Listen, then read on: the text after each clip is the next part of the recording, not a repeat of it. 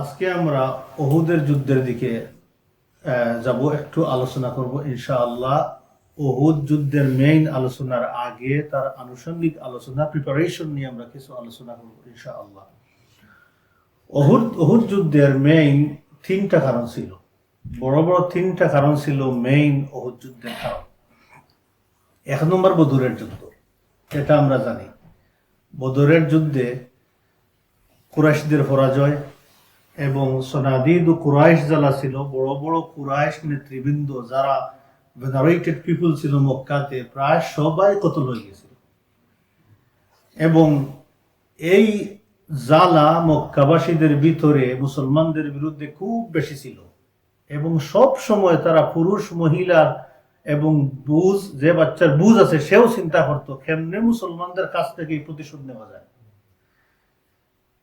এবং তাদের এই অন্তর জ্বালা, মর্ম জ্বালাটা তারা কিভাবে ডেকে রেখেছে, তারা ঘোষণা দিয়েছে মক্কার ভিতরে কেউ জুড়ে খাটতে পারবে না, বিকজ খাটলে মুসলমানরা হাসবে।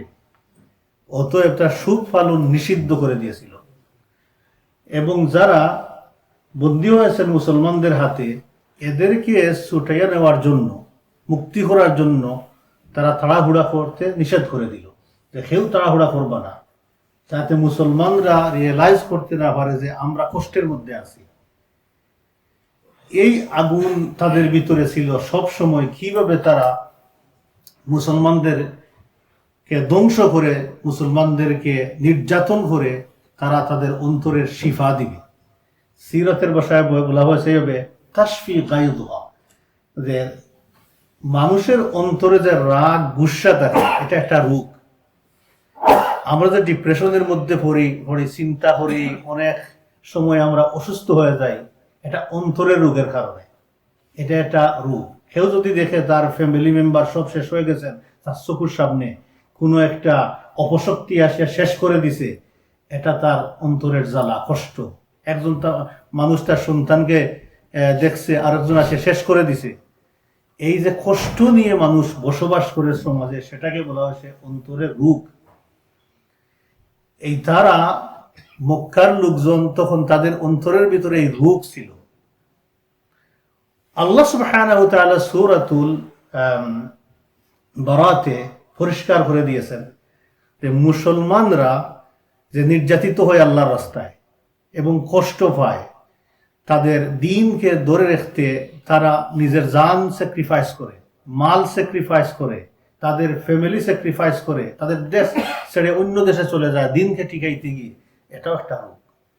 আল্লাহ সুবহানাহু ওয়া তাআলা সূরাতুল বারাতে ইরশাদ করতেছেন, কাতিলুহুম, আল্লাহ পাক বলছেন তাদের সাথে তোমরা লড়াই করো। কাকে বলতেছেন? মুসলমানদেরকে। আল্লাহ বলছেন তাদের সাথে তোমরা যুদ্ধ করো। ইউআযিবুহুমুল্লাহু বিআইদিকুম, আল্লাহ তোমাদের হাত দিয়েই তাদেরকে শাস্তি দিবেন। আল্লাহ পাক বলছেন তোমরা যুদ্ধ করো। তোমরা যদি যুদ্ধ করো, তোমাদের হাত দিয়েই আল্লাহ সুবহানাহু ওয়া তাআলা তাদেরকে শাস্তি করবেন, শাস্তি দিবেন, পানিশমেন্ট দিবেন। আর আল্লাহ পাক বলতেছেন ওয়ায়ুখজিহিম, আল্লাহ তাদেরকে হিউমিলিয়েট করবেন, ডিগ্রেড করবেন, অপমানিত, লাঞ্ছিত করবেন আল্লাহ তাদেরকে। ওয়ায়ানসুরকুম আলাইহিম, আর আল্লাহ সুবহানাহু ওয়া তাআলা তোমাদেরকে তাদের উপরে ভিক্টরি দিবেন, সাহায্য করবেন, ভিক্টরি দিবেন।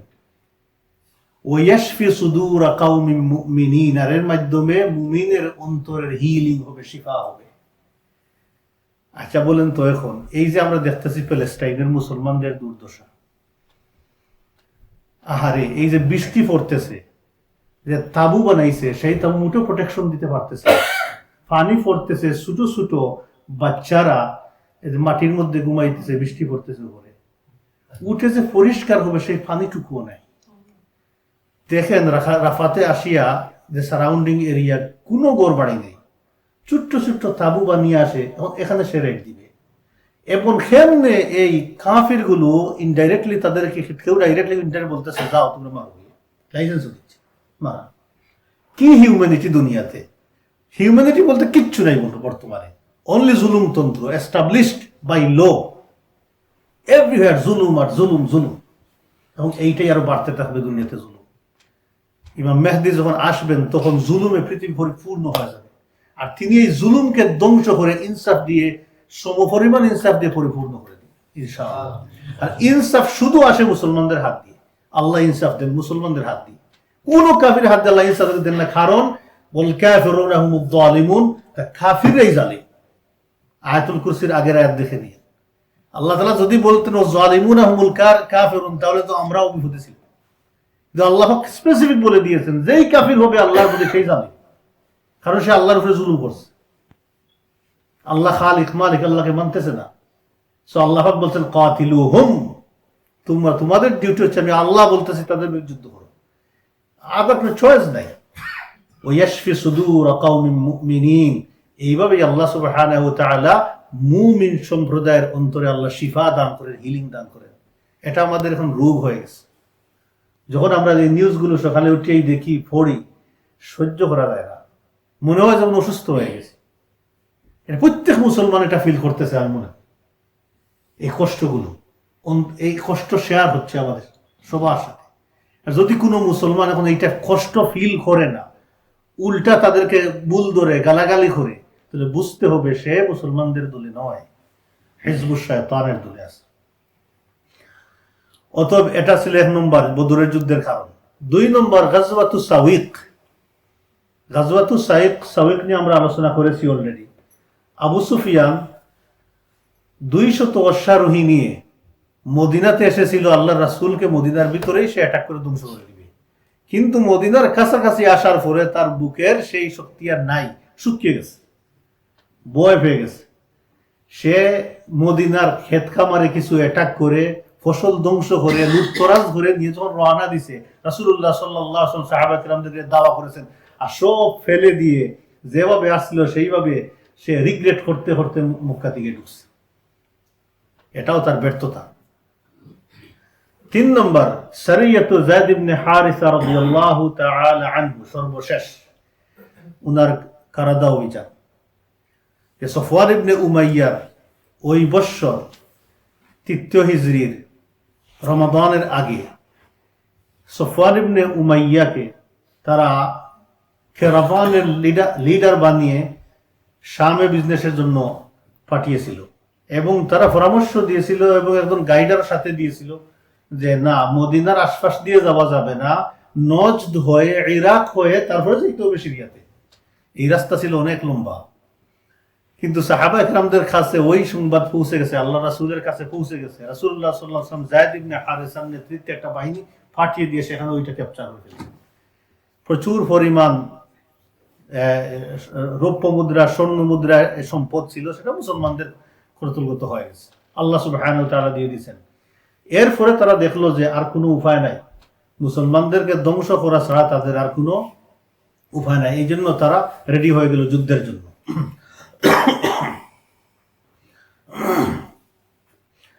এই যে বাহিনী রেডি হচ্ছে, মক্কার বাহিনীর লিডার কে ছিল? লিডার ছিল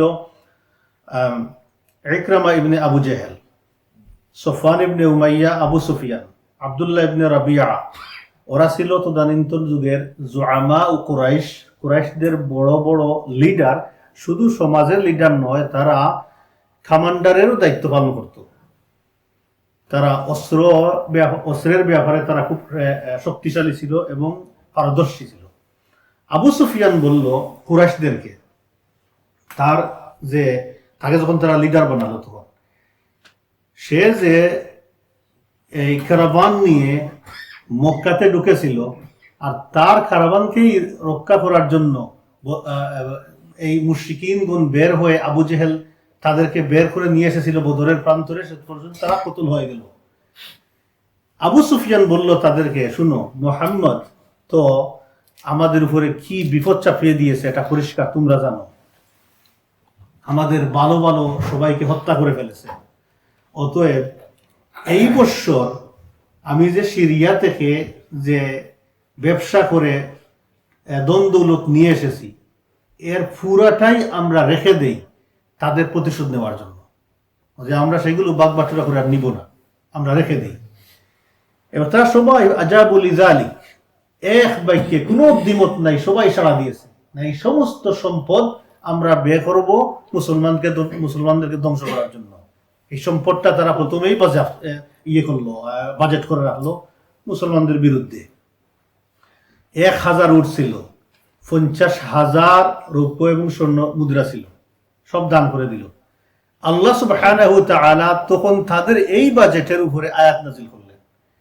আল্লাহ সুবহানাহু ওয়া তাআলা বলতেছেন, ইন্নাল্লাযীনা কাফারু ইউনফিকুনা আমওয়ালাহুম লিয়াসুদ্দু আন সাবিলিল্লাহ, নিশ্চয় যারা কাফির তারা তাদের ধন দৌলত সম্পদগুলো ব্যয় করে, খরচ করে কোন উদ্দেশ্যে? লিয়াসুদ্দু আন সাবিলিল্লাহ, মানুষদেরকে আল্লাহর রাস্তা থেকে ফিরানোর জন্য। তাদের ধন দৌলত যেগুলো তাদের হাতে আছে এগুলো তারা খরচ করে। ফাসায়ুনফিকুনাহা, অতএব তারা, এটা তাদের একটা চিরাচরিত অভ্যাস যে তারা খরচ করবে, করতেই থাকবে। সুম্মা তাকুনু আলাইহিম হাসরাতান সুম্মা ইউগলাবুন, কিন্তু আলটিমেটলি খরচ করতে করতে এক পর্যায়ে গিয়ে এটা হবে তাদের জন্য রিগ্রেটের একটা কারণ। তারপরে তারা পরাজিত হবে। যখন দেখবে তাদের ধনও গেছে, আবার তারা পরাজিত হয়েছে, তারা যাদেরকে দুশ্মন মনে করতো, আল্লাহর ওলিরা মুসলমানরা, আল্লাহ সুবহানাহু ওয়া তাআলা তাদেরকে ভিক্টরি দিয়েছেন, তখন তাদের রিগ্রেট এবং কষ্টগুলো ডাবল হয়ে যাবে।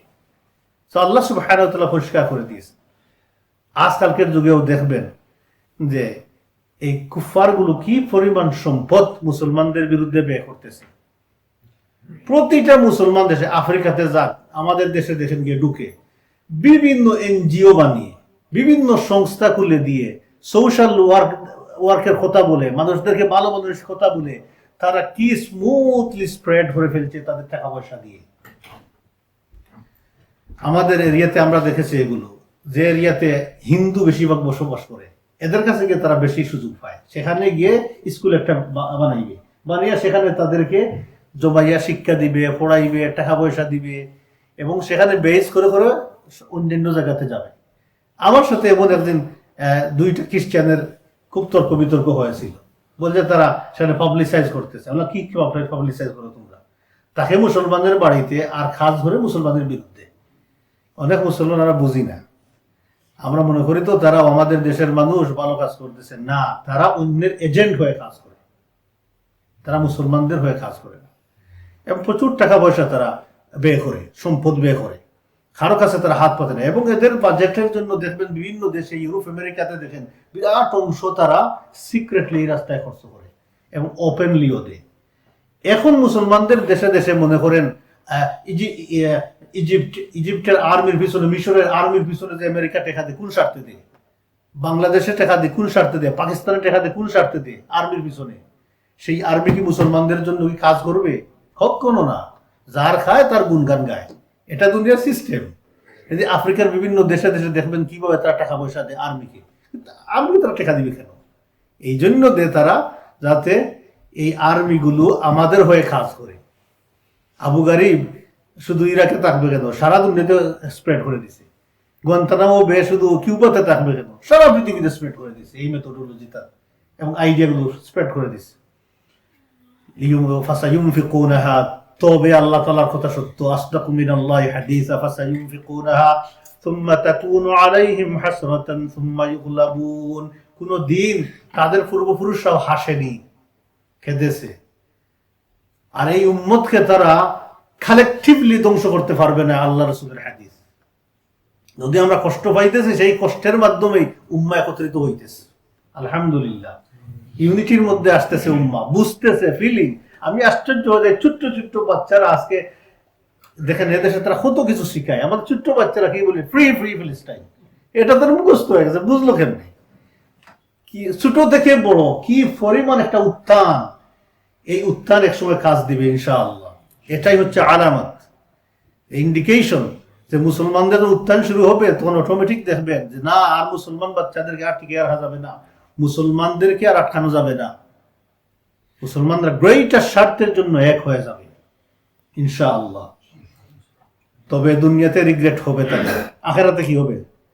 ওয়াল্লাযীনা কাফারু ইলা জাহান্নামা ইউহশারুন, সব টিকে জাহান্নাম গিয়ে, ওই জাহান্নামের মধ্যে গিয়ে একত্রিত হবে, সেখানে পড়বে। আচ্ছা, আবু সুফিয়ানের এই প্রস্তাব সবাই গ্রহণ করলো। এই দ্বন্দ্বলত রেখে দিল। তারপরে তারা সুম্মা ফাতাহু বাব আত-তাতাওউ ফি গাজওয়াতিল মুসলিমিন মিন আল-আহাবিশ ও কিনানা ও আহলুত তিহামা, তারপরে তারা ভলান্টারি গেট খুলে দিল যে কেউ টাকা পয়সা দিতে চাইলে এখন দিতে পারো। এখন চতুর্দিক থেকে সওয়াব মনে করে, রিওয়ার্ড মনে করে যে মুসলমানদের বিরুদ্ধে যুদ্ধ করবো, পয়সা দিই। সবাই টাকা পয়সা দিতেছে, তৌফিক অনুযায়ী তাদের সবাই দিতেছে। ইভেন কুরাইশের বাহিরে যারা ছিল কিনানা ও আহলুত তিহামার অধিবাসী, তারাও আর্মি হিসাবে জয়েন করতে লাগলো এবং টাকা পয়সা দিতে লাগলো এদেরকে উত্তেজিত করার জন্য, যুদ্ধে উত্তেজিত করার জন্য। সফওয়ান ইবনে উমাইয়া একটা বাজেট করলো দুইজন কবির পিছনে। একজন কবি হচ্ছে আবু আজা। আবু আজা সে বদরের যুদ্ধে বন্দী হয়েছিল।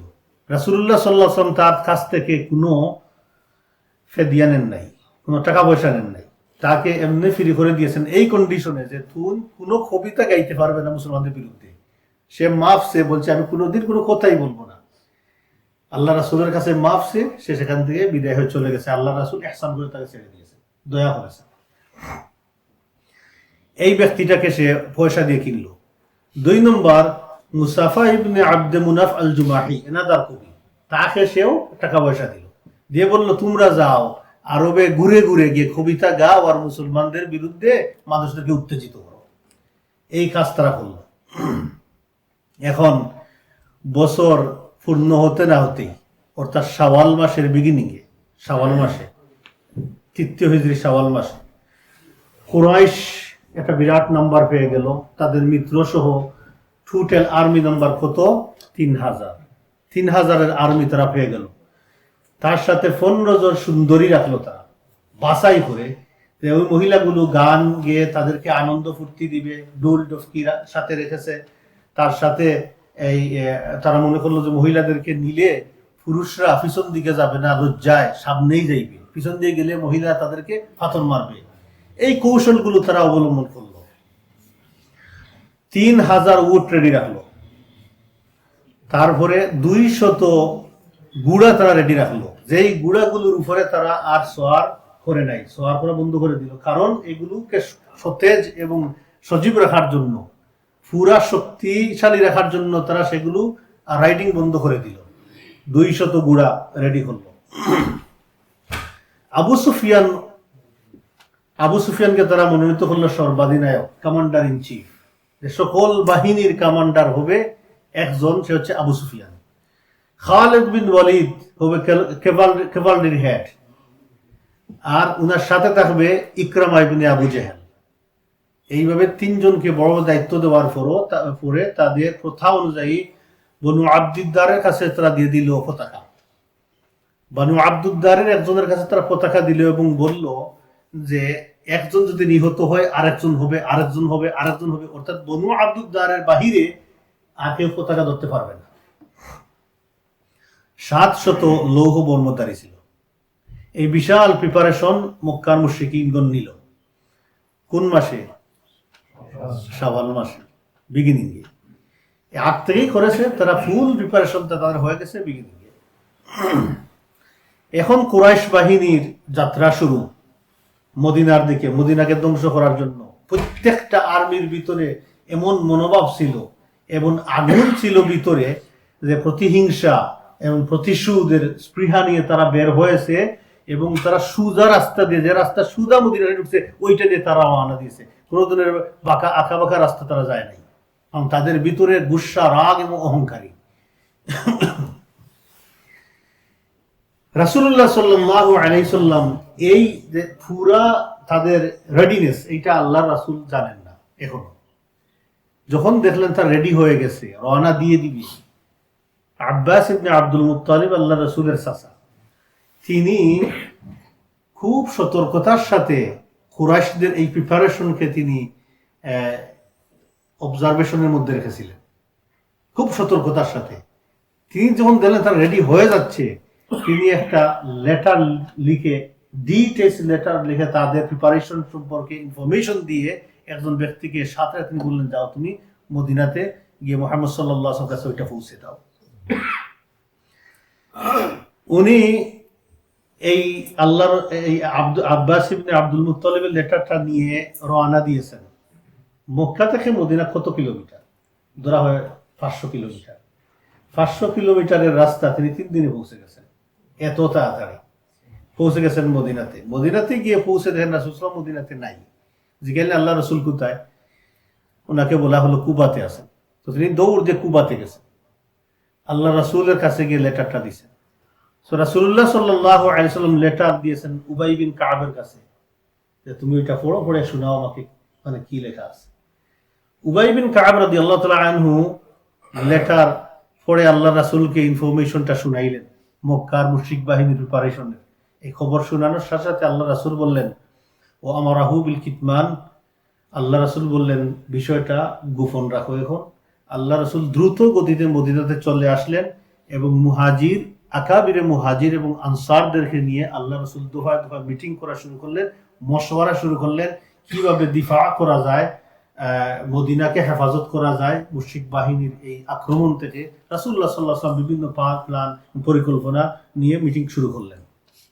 আর্জেন্ট মোকাবিলার একটা প্রস্তুতি করলেন এইভাবে যে কোনো আকস্মিক আক্রমণ যেন মদিনাতে না হয়, সেজন্য ইমিডিয়েটলি মুসলমানরা অস্ত্র বহন শুরু করে দিলেন। আল্লাহ বললেন সবাই অস্ত্র রাখো। সবাই অস্ত্র বহন করা শুরু করলেন, খাইতে অস্ত্র, ঘুমাইতে অস্ত্র, নামাজ পড়তেও অস্ত্র রাখা শুরু করলেন। অস্ত্র সাথে নিয়েই মুসলমানরা নামাজ আদায় করতেন। এটা হচ্ছে মুসলমানদের সতর্কতা। মুসলমানরা অলওয়েজ সতর্ক থাকে। এদিকে মুশরিকিনরা আসবে যাতে ভিতরে থেকে গন্ডগোল করতে না পারে, সব রেডি হয়ে যাও। আনসারীদের থেকে একটা গ্রুপ ইমিডিয়েটলি রেডি হয়ে গেলেন আল্লাহ রাসূলের গার্ডের জন্য। তিনি ছিলেন সাআদ বিন মুআদ, উসাইদ ইবনে হুদায়র, সাআদ ইবনে উবাদা রাদিয়াল্লাহু আনহু। আনসারীদের বড় বড় সাহাবী ছিলেন ওরা। রেডি, অস্ত্র শস্ত্র নিয়ে রেডি হয়ে আল্লাহ রাসূলের প্রোটেকশনের জন্য চলে আসলেন। আল্লাহ রাসূলের ঘরের সামনে পাহারা দিতেন, মসজিদে আসলে পাহারা দিতেন, সামনে সামনে আল্লাহ রাসূলের থাকতেন, পাহারা দিতেন।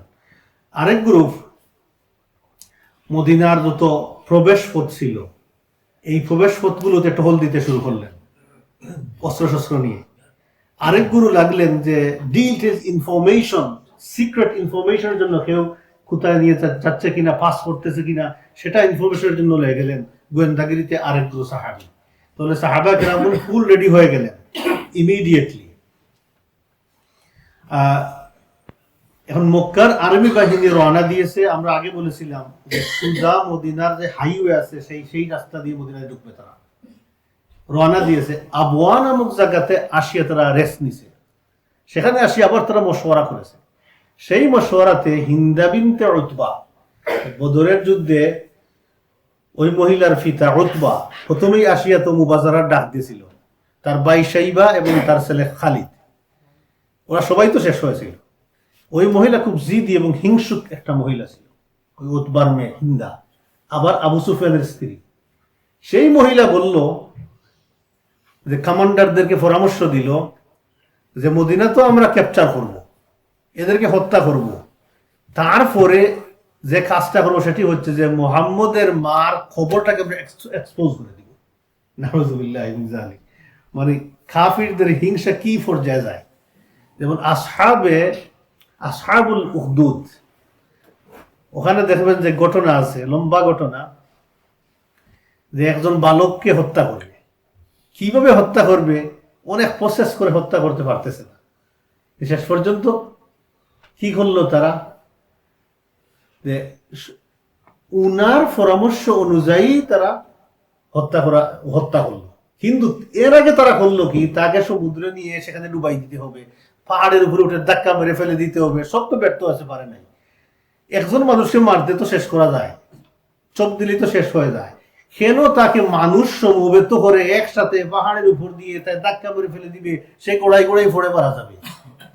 এই শয়তানি বুদ্ধিগুলো খেয়ে দে মাথায়। ইব্রাহিম আলাইহিস সালামকে মারতে হইলে তো মারতে পারতো নমরুদ। কেন সে বললো যে সব মানুষ আসুক, দেখো আমরা বড় করে আগুন জ্বালাই, 1 মাস শুধু আগুনই জ্বালাইবে, তারপরে ইব্রাহিমকে সেখানে নিক্ষেপ করে দিবে। এইগুলো কাফিরদের শয়তানি, যাতে মুসলমানরা দেখে ভয় পায়। এই জন্য আল্লাহ সুবহানাহু ওয়া তাআলা একেবারে রিটার্ন দিলেন, উখিযু ওয়া কুতিলু তাকতিলা।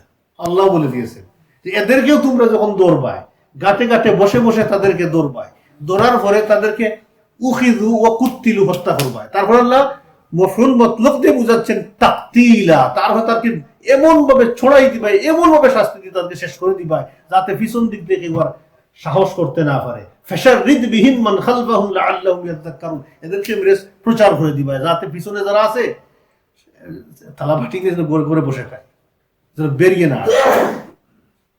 আলহামদুলিল্লাহ, ইয়ারহামুকাল্লাহ। তো এটা হচ্ছে কি আল্লাহ সুবহানাহু ওয়া তাআলা বলেছেন। তবে মুসলমানরা সবসময় এগুলো করবে না, তার ফিকহি মাসআলা আছে। দরকার মনে করলে করবে, দরকার ছাড়া করবে না মুসলমানরা। এখানে আবার ফিকহি মাসআলা আছে এবং আল্লাহ সুবহানাহু ওয়া তাআলা মুসলমানদেরকে বলেছেন সিচুয়েশনে, অবস্থার পরিপ্রেক্ষিতে এই কাজগুলো মুসলমানরা করতে পারবে। তো হিন্দা বলল এটা যে নাবশুল উম্মে কবরে রাসূলুল্লাহ সাল্লাল্লাহু আলাইহি সাল্লাম, আল্লাহ রাসূলের মার কবরটাকে এক্সপোজ করে দিবে, সেটা উঠাই রাখবে। এই জন্য সে বলেছিল যাতে আরবের মানুষ, মহিলারা জানতে পারবে যে একজন মহিলা এমন একটা সন্তান তার গর্ভে নিয়েছে, সেই সন্তানের কারণে মারা যাওয়ার এত বছর পরেও তার হিউমিলিয়েশন হচ্ছে, অতএব এই কাজ যেন কোনো মানুষ না করে, এইটা লেসন দেওয়ার জন্য এই শয়তানের মাথায় শয়তান এইটা দিছে মহিলার মাথায়। আসবে আলোচনা, ওই মহিলাতে তো সাহাবাদের কয়েকবার হয়েছে হাতের সামনে মারেন নাই, কারণ আল্লাহ রাসূল বলেছেন মহিলাদেরকে মারবার, আলোচনা আসবে। কিন্তু এই আর্মি বাহিনী রিজেক্ট করেছে, কমান্ডাররা রিজেক্ট করেছে, বলছে না এই কাজ করা যাবে না, এই কাজ যদি আমরা করি তাহলে আমাদের একটা সুন্নত আমরা কায়েম করে ফেললাম নিজেদের মধ্যে, একটা সুন্নত হয়ে যাবে। কি সুন্নত হয়ে যাবে? যে খেয়ে জানে হয়তো আমি আবু সুফিয়ান মারা যাওয়ার পরে আমারও খবর ওপেন হয়ে যেতে পারে। সে বললো না, এইটা কোনো সময় অ্যাকসেপ্ট করা যাবে না। সেখান থেকে তারা চলতে চলতে আকিক উপত্যকায় আসিয়া মদিনার একদম ফাঁস দিয়ে ক্রস করে তারা মদিনার ডান দিক থেকে ক্রস করে জাবালে ওহুদের ফাঁসে, ওহুদ পাহাড়ের ফাঁসে আসিয়া তারা শিবির স্থাপন করলো মদিনার উত্তর দিকে। আমরা তো অনেকেই তো ওহুদের এরিয়াতে আমরা গেছি আলহামদুলিল্লাহ। একটু দূরে গাড়ি নিয়ে প্রায় 10 মিনিট লাগে, প্রায় যাইতে 10 মিনিট লাগে না, বর্তমানে যে হাইওয়ে হয়েছে 10 মিনিট লাগে না, আরো কম সময় লাগে, তাড়াতাড়ি যাওয়া যায়। আমি হাঁটিয়ে গেছিলাম, 10 থেকে 15 মিনিট লাগে, বেশি সময় লাগে। তো ওই পাহাড়ের অপর পাশে আসিয়া এই মুশরিকিনগণ তারা তাবু গাড়ছে, মদিনার উত্তর দিকে পড়ে, এটা কানাতের সাবখা উপত্যকার পাশে। এই দিনটা ছিল শুক্রবার, 6 শাওয়াল 3 হিজরি, মনে রাখবেন ডেটটা। শাওয়াল মাসের 6 তারিখ দিন ছিল শুক্রবার, তারা আসিয়া সেখানে অবস্থান করেছে। রাসূলুল্লাহ সাল্লাল্লাহু আলাইহি ওয়াসাল্লাম ফাইনালি সাহাবা কেরামদের সাথে মিটিংয়ে বসছেন। মিটিংয়ে বসার আগে সব ইনফরমেশন মদিনার গোয়েন্দা বিভাগ আল্লাহ রাসূলের কাছে পৌঁছে দিয়েছে, সাহাবা কেরামদের কাছে পৌঁছে দিয়েছে। রাসূলুল্লাহ সাল্লাল্লাহু আলাইহি ওয়াসাল্লাম এই মিটিংয়ে বসে একটা আগের রাত্রিতে আল্লাহ স্বপ্নে দেখেছেন, একটা স্বপ্নের ব্যাখ্যা করেছেন। স্বপ্নটা ছিল এইভাবে, আল্লাহ রাসূল বলেছেন ইন্নী কদ রাআইতু আল্লাহি খায়রান, আল্লাহ রাসূল বলেছেন যে আল্লাহর কসম আমি কিছু ভালো জিনিস স্বপ্নে দেখেছি। ভালো কোন জিনিস? রাআইতু বাকারান ইয়াযবাহু, যে কিছু গাবি জবাই করা হয়েছে। 1 নম্বর স্বপ্ন, কিছু গাবি জবাই করা হয়েছে। 2 নম্বর রাআইতু ফি যুবাবি সাইফি সুলমান, আমি দেখলাম আমার তরবারির অগ্রভাগ একটু বেন্ড হয়ে আছে। 3 নম্বরে দেখলাম রাআইতু আন্নী আদখালতু ইয়াদি ফি দার'i হাসিনাতিন, আমি দেখলাম আমার হাতটাকে প্রোটেক্টেড বর্মের মধ্যে আমি ঢুকিয়ে দিয়েছি। তাহলে কয়টা স্বপ্ন? 3টা। 1 নম্বর স্বপ্নের ব্যাখ্যা আল্লাহ রাসূল নিজেই করেছেন। আল্লাহ রাসূল বলেছেন যে আমি দেখলাম স্বপ্নে কিছু গাবি জবাই করা হয়েছে, এর অর্থ হচ্ছে আমার কিছু সাহাবী শহীদ হবে, আল্লাহ রাসূল বলেছেন। 2 নম্বর কি ছিল? আল্লাহ রাসূল বলেছেন যে আমার ফ্যামিলির কোন একজন শহীদ হবে, এর ব্যাখ্যা। 3 নম্বর আল্লাহ রাসূল ইন্টারপ্রিটেশন করেছেন যে মদিনা প্রোটেক্টেড থাকবে। আমি হাত ঢুকাইছি ইয়েতে, মানে প্রোটেক্টেড এরিয়াতে, বর্মের মধ্যে, এর মানে হচ্ছে মদিনা আনটাচ থাকবে, মুশরিকিনরা মদিনাতে ঢুকতে পারবে, মদিনা প্রোটেক্টেড থাকবে। আল্লাহ রাসূল এই ব্যাখ্যা সাহাবা কেরামদের কাছে করলেন। রাসূলুল্লাহ সাল্লাল্লাহু আলাইহি ওয়াসাল্লাম অভ্যন্তরীণ হেফাজত এবং প্রোটেকশন নিয়ে আলোচনা করতে গিয়ে আল্লাহ রাসূল নিজের ওপিনিয়ন দিলেন। আল্লাহ রাসূল বললেন যে লা ইয়াখরুজুনা মিনাল মাদিনাতি ওয়া ইয়াতাহাসসানু বিহা। এটা ছিল টাইটেল, যে আল্লাহ রাসূল বললেন আমরা মদিনার বাহিরে যাব না, মদিনার ভিতরে থাকবো, তাকিয়া আমরা মদিনা প্রোটেকশন দিব। এখন তুমি মুশরিকিনরা মদিনাতে ঢুকে যায়, তাহলে মদিনার অলিতে গলিতে আমরা প্রিপারেশন নিয়ে থাকবো, তাদের মোকাবিলা করব। আর মহিলারা ছাদের উপর থেকে ইট পাথর এগুলো নিক্ষেপ করে তাদের জখম করে দিবে। আর যদি দীর্ঘ সময় তারা সেখানে বসে আমাদেরকে সিজ করে, তাহলে বেশি সময় তারা টিকতে পারবে না, পলায়ন করতে হবে। এটা ছিল রাসূলুল্লাহ সাল্লাল্লাহু আলাইহি ওয়াসাল্লামের অপিনিয়ন। আল্লাহ রাসূল বললেন। একথা বলার সাথে সাথে খাজরাজের পক্ষ থেকে যে ডেলিগেশন আসছিল পরামর্শ সভায়, সেখানে আব্দুল্লাহ বিন উবাই বিন সালুল ছিল। সে বলল এই মত আমি গ্রহণ করি, এই মতটা আমার মত। সে বলল এটা খুব ভালো। সিরাত বিশারদরা বলতেছেন এবং অনেক নারেশনের ব্যাপারে যে সে আসলে আল্লাহর রাসূলকে সাহায্য করার জন্য সে এই কথা বলে নাই। সে বলেছে তার উদ্দেশ্য ছিল সে যুদ্ধ করবে না এবং মুসলমানদের সাহায্য সহযোগিতাও করবে না, মুসলমানদের দুর্দিনের সে অপেক্ষায় আছে। সে অ্যাটলিস্ট নিজেকে সেপারেট রাখতে পারবে যুদ্ধ থেকে, এই জন্য সে বলেছিল যে মদিনার বাহিরে আমরা যাব না। আল্লাহ সুবহানাহু ওয়া তাআলা চেয়েছেন যে মুসলমানদের কাপড়ের ভিতরে যে সাপ লুকানো আছে সেটা বেরিয়ে যাক। এই জন্য আল্লাহ সুবহানাহু ওয়া তাআলার প্ল্যান ভিন্ন। লিয়াহলিকা মান হালাকা আন বাইয়িনা ওয়া ইয়াহইয়া মান হাইয়া আন বাইয়িনা। ধ্বংস হবে তো প্রমাণের ভিত্তিতে ধ্বংস হবে, টিকবে তো দলিল প্রমাণের ভিত্তিতে টিকবে। এটা সুন্নাতুল্লাহ, আল্লাহ সুবহানাহু ওয়া তাআলার সুন্নাত। এখন সে এই মতের উপরে আছে। জামাআতুম মিন ফুদালা'is সাহাবাতি মিম্মান ফাতাহুল খুরুজ ইয়াওম বদর।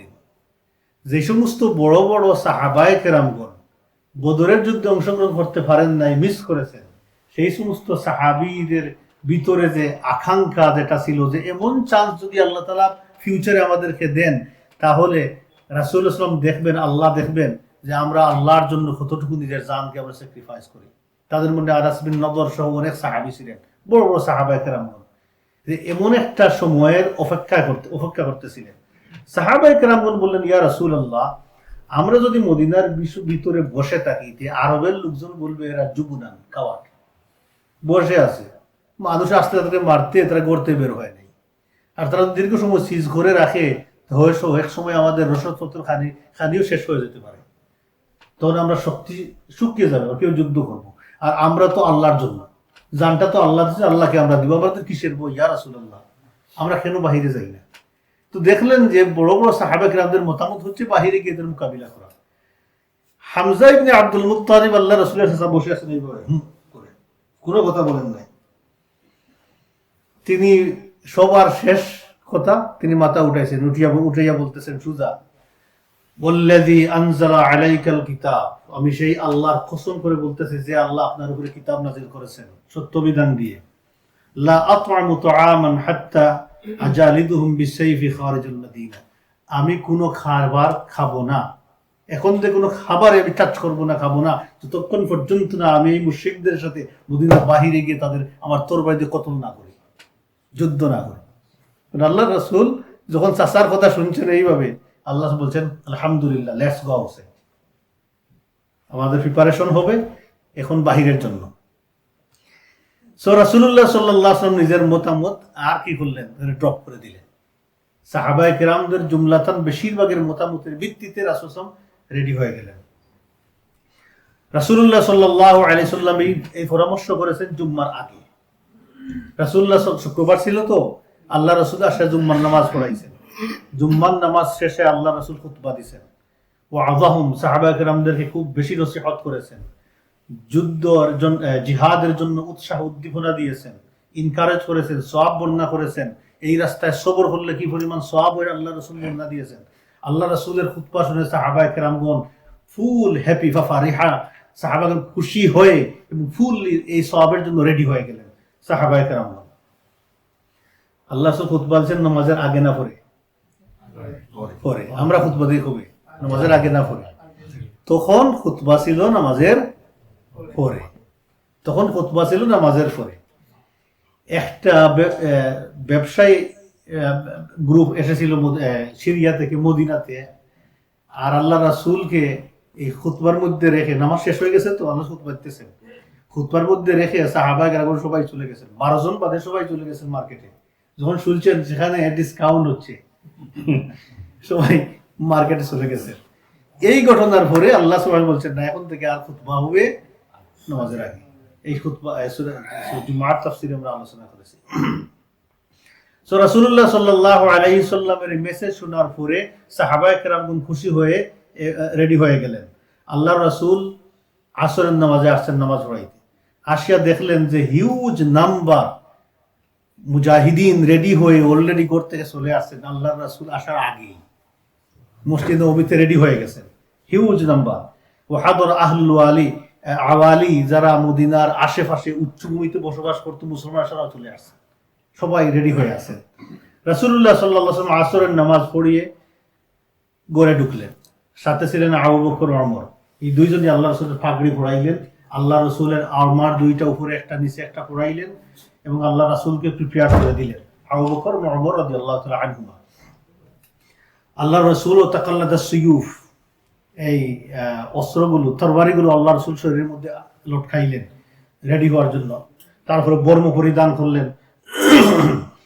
আল্লাহ রসুল এইগুলো গড়ে করতেছেন। সাহাবায়ে কেরাম রেডি হয়ে বেরিয়ে এসে আল্লাহ রসুল করে তাকিয়ে আছেন, আল্লাহ রসুল বেরিয়ে আসবেন কবে। আল্লাহ রসুল যখন ফুল কমান্ডার ইন চিফ রেডি হয়ে বেরিয়ে আসছেন, সাহাবায়ে তাকবীর দিয়েছেন, সুবহানাল্লাহ ওয়া বিহামদিহি। উনি হচ্ছেন আমাদের নবী, আমাদের প্রিয় নবী, ভালোবাসা নবী রাসূলুল্লাহ সাল্লাল্লাহু আলাইহি ওয়াসাল্লাম। আয়রে মুসলমান দুনিয়াতে বুঝে এগুলো, খুদু খাওয়া সুন্নত বুঝছে, আর কিছু বুঝে নাই। আল্লাহু আকবার। আর মিষ্টি খাওয়া সুন্নত, খাবারের পরে পেটে জায়গা নাই তোর মিষ্টি খাইবে সুন্নত মনে করে, এই সুন্নত। আহারে কোন সুন্নত আমাদের দৌড়ার কথা ছিল। এই যে দুর্দশা মুসলমানদের বর্তমান দুনিয়াতে, কি আমাদের কিছুই নাই, লাঞ্ছিত অবদস্ত হইতেছি, আমরা ফরজ ত্যাগ করে সুন্নতের মধ্যে আছি। আল্লাহ মাফ করুক। রাসূলুল্লাহ সাল্লাল্লাহু আলাইহি সাল্লাম রেডি হয়ে বেরিয়ে আসছেন। এখন সাআদ বিন মুআজ রাদিয়াল্লাহু তাআলা আনহু, উসাইদ ইবনে হুদায়র রাদিয়াল্লাহু আনহু, এই সমস্ত সাহাবায়ে কেরামদের ভিতরে কিন্তু একটা আছে খটকা। কি খটকা? যে আমরা মনে হয় আল্লাহ রাসূল ফোর্স করে ফেলছি বাইরে যাওয়ার জন্য। আল্লাহ রাসূল তো মতামত দিয়েছেন ভিতরে থেকে যুদ্ধ করবেন, বাইরে যাবেন না। তা আমরা করলামটা কি? আল্লাহ রাসূলের সাথে বেয়াদবি করলাম নাকি? দেখেন সাহাবায়ে কেরাম ন্যূনতম মুখালিফ করলে আল্লাহ রাসূলের, তাদের মনের ভিতরে সান্ত্বনা থাকতো না। তারা বারবার এটা নিয়ে ডিসকাস করে এবং আল্লাহ রাসূল কি বলে দিতেন। আল্লাহ রাসূলের কাছে এসে বললেন, ইয়া রাসূলুল্লাহ মা খানা লানা আন নুখালিফুকা, আমাদের তো উচিত হয় নাই যে আপনার কথার উপরে আবার আমরা মতামত দিয়ে দিই, এটা আমরা কি করলাম? ইয়া রাসূলুল্লাহ আমরা তো ভুল করে ফেলেছি। এখন আপনি ফাসনা মা শি'তা, ইয়া রাসূলুল্লাহ ছেড়ে দিলাম আপনার উপরে, আপনি যা চান তাই করতে পারবেন। যদি আপনি চান মদিনার ভিতরে থাকিয়া দুশমনের মোকাবিলা করবেন, আমরা আপনার সাথে আছি। যদি চান বাহিরে যাবেন, আমরা আপনার সাথে আছি। ইয়া রাসূলুল্লাহ, এটা ক্লিন করে দিলেন সাহাবায়ে কেরামগণ, যাতে আল্লাহ রাসূলের কথাই যেন কথা থাকে, সাহাবায়ে কেরামদের কথা যেন কথা থাকে না, আল্লাহ রাসূলের সুপর্দ করে দিলেন। রাসূলুল্লাহ সাল্লাল্লাহু আলাইহি ওয়াসাল্লাম বলেন, মা কানা ইয়ানবাগি লিনাবিয়্যিন ইযা লাবিসা দারআ আন ইয়াদআ, এটা কোন নবীর জন্য উচিত নয় যে নবী যুদ্ধের জন্য বর্ম পরিধান করে রেডি হয়ে অস্ত্র দিয়ে বেরিয়ে আসবেন, তারপর সেটা খুলে দিবেন। নো, হাত্তা ইয়াহকুম আল্লাহু বাইনাহু ওয়া বাইনা আদুই, যতক্ষণ পর্যন্ত না আল্লাহ তার নবীর এবং নবীর দুশমনদের মধ্যে একটা চূড়ান্ত ফয়সালা না করবেন, অতএব এই কাজ আর সম্ভব না। শেষ, গেট রেডি। সবাই রেডি হয়ে গেলেন বাহিরে যাওয়ার জন্য। রাসূলুল্লাহ সাল্লাল্লাহু আলাইহি ওয়াসাল্লাম সৈন্যদেরকে, মুসলিম আর্মিদেরকে তিন ভাগে ভাগ করলেন। কাতিবাতুল মুহাজিরিন, কাতিবা বলা হয় ব্রিগেড, ইংরেজিতে ব্রিগেড বলে, বাংলা কি বলে? পদাতিক না, কাতিবা একটা ব্রিগেড, পদাতিক বাহিনী তো এটাকে অন্য শব্দ বলা হয়। আচ্ছা, ব্রিগেড একটা মুহাজিরিনদের একটা ব্রিগেড। এই ব্রিগেডের লাওয়া দিলেন, পতাকা দিলেন মুসআব বিন উমাইর আল আবদারি রাদিয়াল্লাহু তাআলা আনহুর কাছে। আনসারীদের একটা কাতিবা বানাইলেন আল্লাহ রাসূল, এবং এই গ্রুপের দায়িত্ব দিলেন উসাইদ ইবনে হুদায়রের কাছে, পতাকা দিলেন। এবং আনসারীদের মধ্যে আবার দুইটা গ্রুপ, একটা হচ্ছে আউসের, একটা হচ্ছে খাজরাজের। আউসের দায়িত্ব দিলেন উসাইদ ইবনে হুদায়র, আর খাজরাজের দায়িত্ব দিলেন হুবাব ইবনুল মুনদির রাদিয়াল্লাহু আনহু। এদের কাছে পতাকা দিলেন। তাহলে হলো তিনটা কাতিবা, একটা হচ্ছে কি মুহাজিরিন আর দুইটা আনসার, আউসের পক্ষ থেকে একটা, খাজরাজের পক্ষ থেকে একটা, রেডি হয়ে এখন বাইর হবে। মুসলমানদের শক্তি কেমন ছিল এটা নিয়ে আমরা একটু আলোচনা করি। 1000 যোদ্ধা রেডি হয়ে চলে আসছে। মুশরিকিন কত ছিল? 3000। মুসলমান 1000। 100টা দাঁড় ছিল, মানে বর্ম পরিহিত ছিলেন 100 জন। 50টা গুড়া ছিল, অন্য বর্ণের মধ্যে আছে একটা গুড়া ছিল না, আল্লাহু আ'লাম, ভিন্ন ভিন্ন অপিনিয়ন আছে। মদিনার দায়িত্ব দিলেন আব্দুল্লাহ ইবনে উম্মে মাকতুম রাদিয়াল্লাহু আনহুর কাছে, যে তুমি মুসলমানদের নামাজ পড়াইবা যারা পিছনে আছে তাদের জন্য। দায়িত্ব দিলেন আব্দুল্লাহ ইবনে উম্মে মাকতুম রাদিয়াল্লাহু আনহুর কাছে। রাসূলুল্লাহ সাল্লাল্লাহু আলাইহি ওয়াসাল্লাম আর্মি বাহিনী নিয়ে মদিনার উত্তর দিকে যে রাস্তা, সেই রাস্তা দিয়ে আল্লাহ রাসূল বের করেন। সাআদ ইবনে মুআজ, সাআদ ইবনে উবাদা রাদিয়াল্লাহু আনহু, এই সমস্ত সাহাবায়ে কেরামগণ আল্লাহ রসুলের গার্ডিং এ ছিলেন। আল্লাহ রাসূলের পাহারা দিতে লাগলেন, অস্ত্র সজ্জিত হয়ে সামনে হাঁটতেছেন, রাসূল পিছনে হাঁটতেছেন। আল্লাহ রাসূলকে প্রোটেকশনের জন্য দিয়ে রওনা দিলেন রাদিয়াল্লাহু আনহু। সাহাবায়ে কেরামগণকে নিয়ে আল্লাহ রাসূল যখন সানিয়াতুল ওয়াদাতে গেলেন, সেখানে যাওয়ার পরে দেখলেন যে বিরাট আরেকটা আর্মি বাহিনী ও দক্ষিণ দিক থেকে আসতেছে রেডি হয়ে। বলা হয়েছে খাতিবাতুন হাসানা, মানে খুব সুন্দর অস্ত্রে শস্ত্রে সজ্জিত হয়ে সুশৃঙ্খল ভাবে তারা আসতেছে। আল্লাহ রাসূল কেন ওরা খারাপ? আল্লাহ রাসূলকে বলা হলো তারা হচ্ছে ইয়াহুদিরা, খাজরাজের হুলাফা, খাজরাজের সাথে তাদের বন্ধুত্ব আছে, এই জন্য তারা ওয়েল ইকুইপড এবং তারা ট্রেইন ছিল। সবাই আসছে, অনেক আসছে যুদ্ধ করার জন্য, মুসলমানদের পক্ষ হয়ে মুশরিকদের বিরুদ্ধে যুদ্ধ করে, মুসলমানদেরকে সাহায্য করার জন্য।